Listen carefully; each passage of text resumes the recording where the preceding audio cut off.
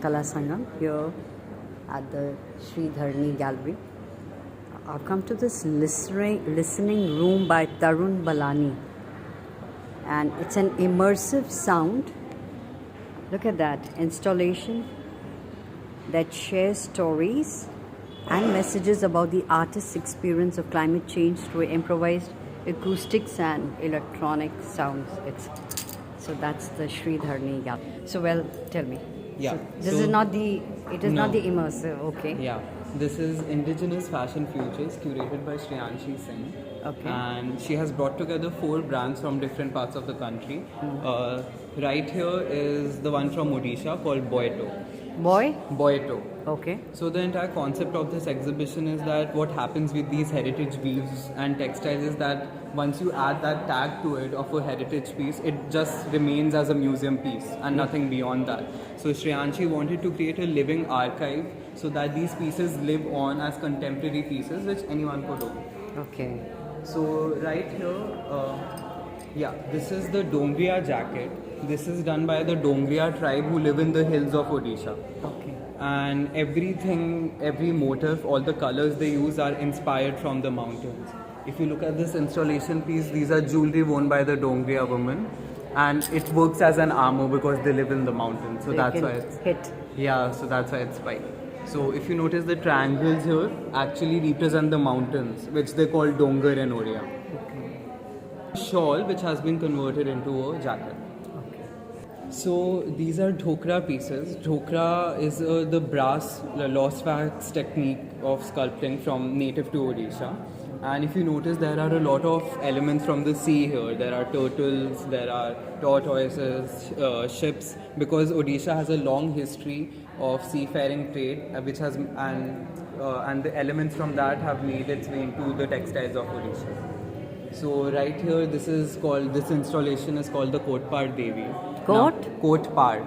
Kotpar. Yeah, so Kotpar is this textile woven by this tribe in Odisha, and Kotpar is known for, and the way Kotpar is made hasn't changed in centuries. It's still done exactly the same way it was done centuries back, and what it's known for is its dyeing technique, which hasn't changed at all. And their dyeing technique is actually more cumbersome than the weaving itself. So we have used the Kotpar yarns here, which have been interlaced with the dhokra pieces to create this installation piece. Wow. These are the more commercial silks which Odisha is more popular for. So this is a very interesting piece here. This is called Habaspuri. So Habaspuri weaves comes from the Kalahandi district of Odisha, and Kalahandi is known for being extremely malnourished and impoverished. And this textile also 20 years back it had 800 working looms, but presently there are only 4 weavers and only 4 looms. So the designer went and sought out the weavers and she designed this piece, and this is a revival piece because Habaspuri is almost at the brink of extinction. Name of the weave. These are not tribal pieces. So these Habaspuri is the name of the weave. Yeah. And it's almost going extinct. Yeah. And this was like regeneration sort of. Yeah. Thing. By whom you said? Richa Maheshwari, the designer of Boeto. Okay. So this is all extra weft weaving. This is extra? Weft weaving. Okay. So these are the fishes. Yeah, and these are all traditional motifs. The only thing which has been modified is the size of the fishes and the color so that it comes out more. This is ikkat, yes? Yeah, double ikkat, which is called bandha in Odia. So this is called the Pasapalli. So now Pasapalli is actually the game of Pasa or chess from the days of Mahabharata. That's how old this motif is. Oh. And this is an even more painstaking technique since this is double ikkat. So you notice these sharp edges. Yeah. That is only achieved through double ikkat when both the warp and the weft are dyed. So this is where we are. Indigenous Fashion Future, a living archive curated by Shreyanshi Singh. Boeto, what? Johar Gram, 2112 Saldon and East. Yeah. So this is a very interesting piece. So the designer wanted to show how craft elements can also be incorporated into contemporary design. So all these details you see are made using dhokra, the lost wax technique. I mean, these are the beads, right? Yeah, the beads and the buttons, it's all dhokra work. Okay. And this is a coat part jacket. Again, it has the seafaring motifs common to Odisha. And the dyes are all natural. As in? It's been taken from the aal tree, which is native to that region. Okay. So we this move is- on to Jharkhand, right? Yeah. So this here is a loom which the weaver was brought in from Jharkhand, and this is a very traditional loom used in Jharkhand. And the weaver Chadaji, he came all the way from Jharkhand to install it, and he had to do it in less than 24 hours. That's from Ranchi or where? He's not from Ranchi. He's from this small village. I'm forgetting the name of his village, but the wood you see used in this loom, Yeah. he procured it. So yes, what did you say about the wood? Yeah, the wood used for this loom has been procured from the forest which is near the weaver's house, and he built this entire loom himself. It's actually quite a rudimentary loom, which is native to Jharkhand. So this came in pieces to Delhi, and the weaver came from Jharkhand and installed it here. Objects under the loom. Wait, so there are these objects under the loom. Yeah, okay? so in Jharkhand, the Yeah. tribal weaving which is done, Yeah. it takes in the motifs are inspired from their everyday objects. Okay. So these are the everyday objects from which the motifs are inspired from. All right. Okay. Very interesting. So these are the everyday objects which inspires the Textiles. textiles, like for example, These are actually saris woven by the Munda community. saris, Yeah, which have been turned into Jackets. streetwear. They call it streetwear. Streetwear. But our curator likes to call it cultural streetwear, since this is so in tune with the geography of the region. And they work with the tribes directly. They work with 4 tribes in Bharat. So these pieces are, you say, from Manipur. 1, 2, 3. Okay. So in the northeast, wraparound skirts are common across all the states, and each state has its own variation. And this is the wraparound skirt worn by the Tangkhul community.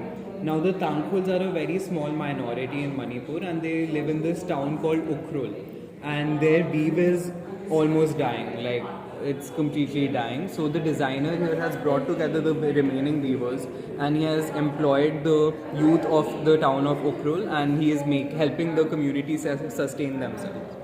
Okay. What is this? Pangsak. That's the name Name of the? of this skirt. It's called the Pangsak Kashan. Okay. Assam. Yeah. So they call it the Kashan. Okay. The Mekhla Chadar is known as this. Yeah. Okay. The Tangkhul people call it Kashan.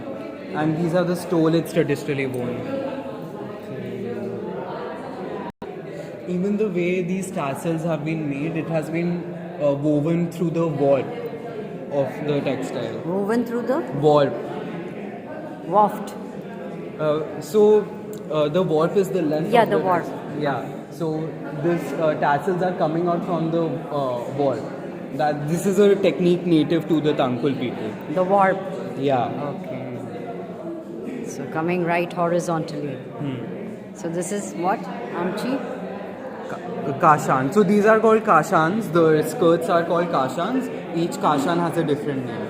Okay. So this is what? This is the Kazan kashan. Okay. So what's the Even difference? this beading technique Yeah. is native to the Tangkhul people. Okay.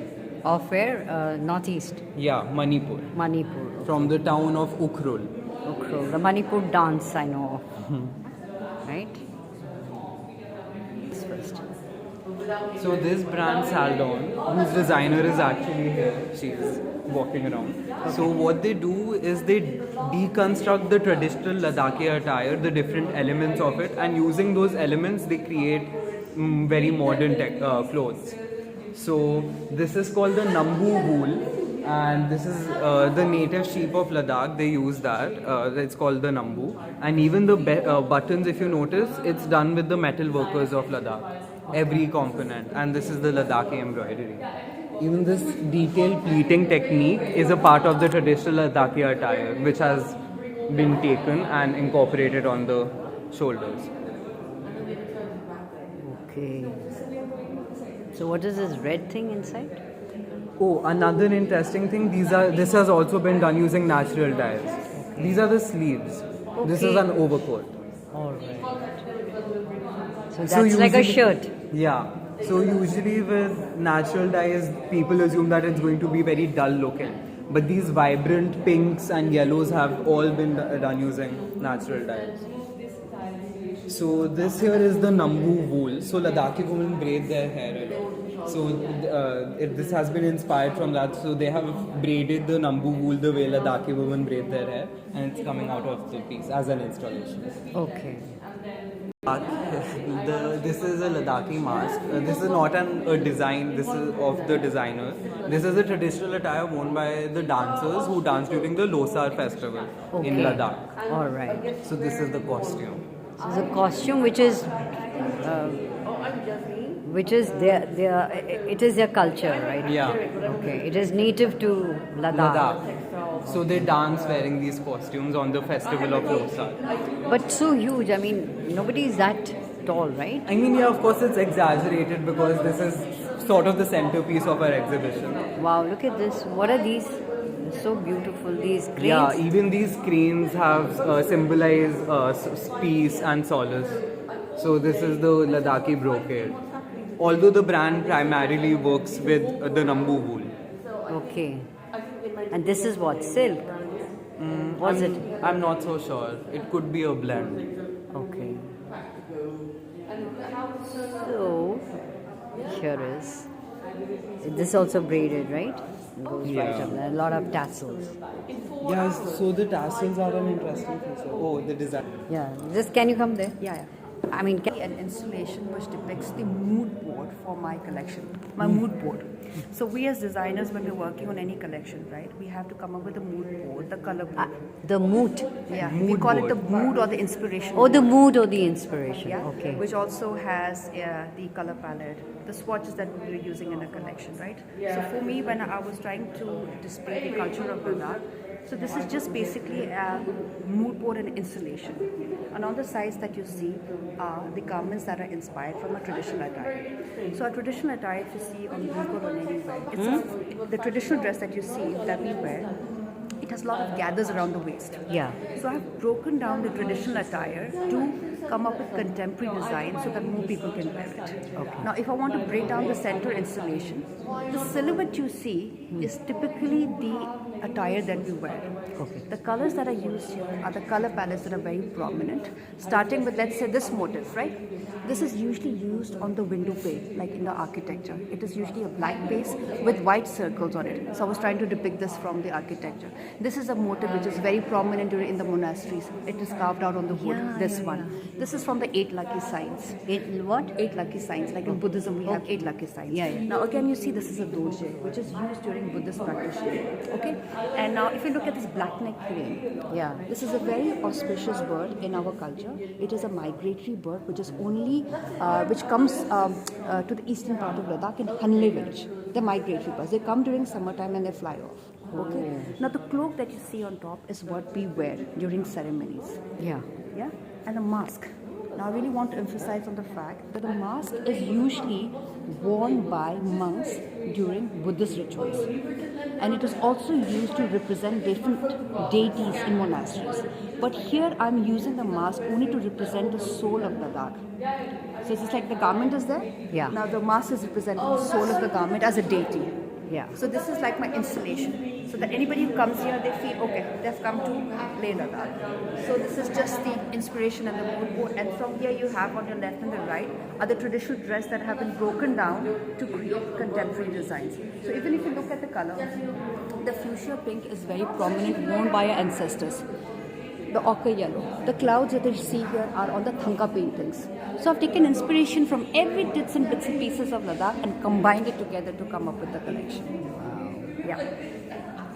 And this one, this is exactly how the pleat comes on the waist, but it doesn't come like this. It comes in circle till here, full around the waist. What I've done is I've broken down the pleat and I've created a separate part for it, and I've converted it into a corset dress. Okay. And the green top that you see on top, no, it is usually worn inside the dress. I've converted that into a top again, so that it becomes very contemporary and anybody can wear it. Right. More modern version of it. Beautiful.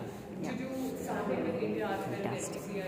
It also has this hidden element. Yeah. We also have the tassel that comes. It has the what? Hidden Element of the tassel. Tassel. tassels. So it usually comes beneath the cloak. You see this cloak, right? So there's one more kind of cloak which has tassels on the end. So I've taken the tassels from the cloak, the pleats from the dress, combined it together to create the dress. It's like, you have so many pieces and I'm picking up different elements to put it together to create The it. jigsaw puzzle. Yeah, it's like a jigsaw puzzle, right? Yeah. Even the wool, if you feel it, it's extremely soft. So people assume that, oh, it's local sheep wool, so it will be very rough to the skin, Yeah. but it's so soft. Okay. So how do you maintain the wool? I mean, outside So in Ladakh. in Ladakh. Yeah. So fortunately for people in Leh, since it is a cold desert area, so we don't have to face the challenges of, let's say, insects and all, which we face in humid areas like Delhi or elsewhere. So, but for people who are living in, let's say, humid or tropical areas, what they have to do is either vacuum seal it, take it out once in a couple of months to completely sun dry it, and so that you can kill the insects, because it's after all keratin and it's hair, so it has to. And you told me just now that it, for y'all, I mean, it goes from. Oh yeah, of course. It is also something, let's say, which you pass it down. If it is an expensive piece, then you pass it down and you pass it down to your grandkids, and then it further goes down. Especially the brocades and the wool also. Like, for example, all of that. Yes, that is like a complete. It's like an heirloom. and completely, yeah.